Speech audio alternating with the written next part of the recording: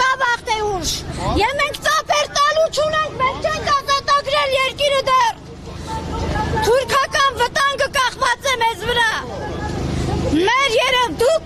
ընդդիմություն հաղթել եք, լեգիտիմությունը տվել է, հայ ժողովուրդը ձեզ տվել է։ Դուք այս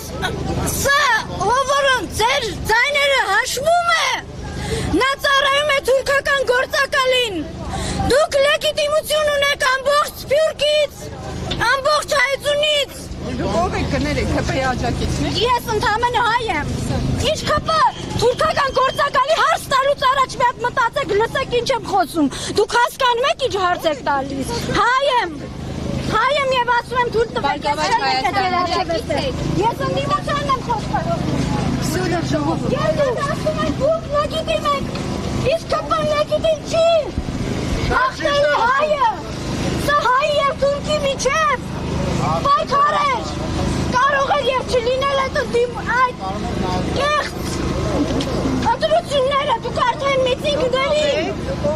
Ես հայ եմ, թույլ տվեք իմ վրա մի կենտրոնացեք, ես ամբողջ հայության, բոլոր հայերի անունից ձեզ ասում եմ, հայությունը լեգիտիմություն է տվել։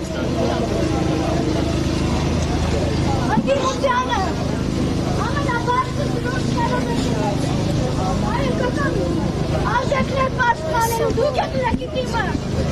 ով որ տվել է ամենայն հայոց վեհապար հայրապետը իր օրհնությունը, այդտեղից սասունցի Դավիթներ են դուրս եկել, հասկացեք։ Մեր հայրենակցի վրդովն ինքը ծածումը լրիվ հասկանում ենք, լրիվ ճիշտ բնորոշումներ է տալի, որ այո, այս իշխանությունները